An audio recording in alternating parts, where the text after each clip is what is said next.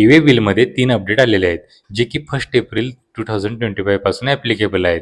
E-way bill तुम्हाला माहीत आहे, जेव्हा पण आपण माल पाठवतो तेव्हा 50,000च्या वर व्हॅल्यू असेल तर आपल्याला ई-वे बिल बनवणे जरुरी आहे. फर्स्ट अपडेट हे आहे की जेव्हा आपण ई-वे बिल बनवतो तेव्हा युजर नेम आणि पासवर्ड टाकायचा असतो आणि ई-वे बिल जनरेट करायचं असतं. ज्यांची 100 करोडच्या वर टर्नओव्हर होती तर त्यांना ओ-टी-पी पण येत होता. यालाच मल्टीफॅक्टर ऑथेंटिकेशन असे म्हणायचे. आता हे 20 करोडच्या वरच्यांना पण मॅन्डेटरी आहे. ज्यांची 5 करोडच्या वर टर्नओव्हर आहे त्यांना पण हे ॲप्लिकेबल होईल. 1 एप्रिल 25 पासून हे सर्वांना ॲप्लिकेबल आहे. सेकंड अपडेट हे आहे की काही वेळेला इनव्हॉइसेस जुने होतात. आपण त्याचे ई-वे बिल बनवलेलं नसतं, विसरून गेलेलो असतो आणि ते रस्त्यात पकडलेलं पण नसतं. आत्ता लक्षात येतं की ई-वे बिल तर बनवलेलंच नाहीये.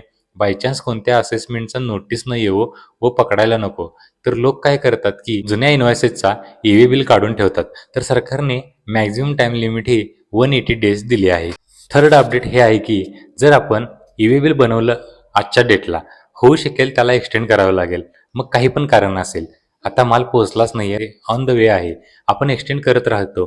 हे जे एक्सटेन्शन आहे याची काही टाइम लिमिट नव्हती. आता सरकारने याचे टाइम लिमिट 360 डेज केलं आहे. यापेक्षा जास्त एक्सटेन्शन केलं जाणार नाही. अशाच प्रकारच्या माहितीसाठी YouTube चॅनेलला सबस्क्राईब करा. धन्यवाद.